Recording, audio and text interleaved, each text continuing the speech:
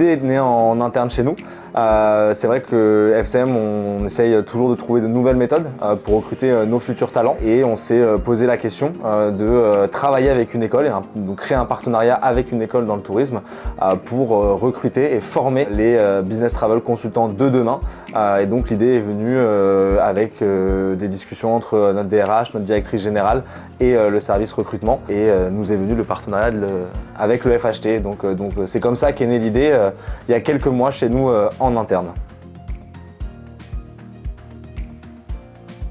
Lorsqu'ils sont venus nous voir, Thibaut et Solène, on a trouvé l'idée très intéressante pour nous parce que non seulement ça nous permettait de développer un certain nombre de choses qu'on n'avions pas fait dans le passé et ça nous donnait aussi des opportunités en fait supplémentaires dans le cadre de notre développement et pour donner d'autres clés éventuellement aussi à nos élèves. Donc c'est plutôt FCM qui a été à la base de cette aventure. Mais par contre, je nous félicite d'avoir mis en place quelque chose très rapidement et d'avoir réussi aujourd'hui à mettre en place ce premier job dating. Alors le choix était assez évident pour moi, donc au moment où on a lancé cette idée de partenariat, s'est posé la question de l'école bien évidemment et il existe de nombreuses écoles et lycées qui proposent des BTS tourisme, mais le FHT est apparu comme une évidence pour la simple et bonne raison qu'une grande partie de nos effectifs du service client viennent de le FHT, que ce soit sur des postes de manager, de responsable du service client ou même de business travel consultant, le poste pour lequel on ouvre ce nouveau partenariat. Donc on était sûr de la qualité de le FHT en termes de formation et c'est des gens qui ont très bien réussi chez nous, qui ont été capables d'évoluer, etc. Au regard de ce vivier EFHT qu'on a chez nous, on était sûr que ce partenariat se passerait bien et voilà pourquoi on s'est orienté vers le FHT au moment du choix de l'école.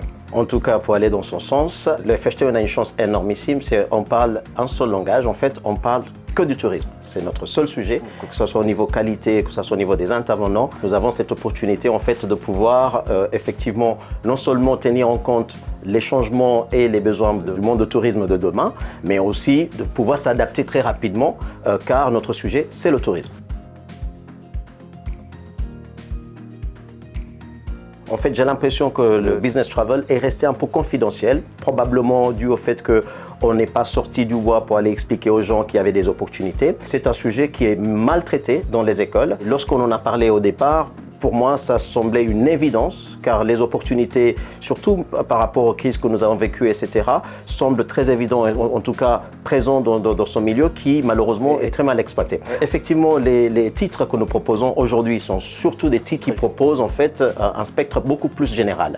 Donc le fait de pouvoir avoir demain cette collaboration et d'avoir cette classe dédiée nous permettra effectivement de parler un peu plus de ce sujet et de pouvoir éventuellement mettre un peu plus le curseur sur ce milieu qui est assez spécifique avec des besoins bien spécifiques. Alors je rebondis complètement sur ce que vient de dire Seif. Comme tout secteur, on a nos spécificités. Bien évidemment, les parcours classiques de l'EFHT permettent à leurs élèves et donc du coup à nos collaborateurs de réussir. Donc c'est pas forcément un frein, mais c'est vrai qu'on recherche et on a envie d'avoir des gens qui ont les spécificités voyage d'affaires, la compréhension du client voyage d'affaires qui est quand même différente en termes d'attente que celui du loisir.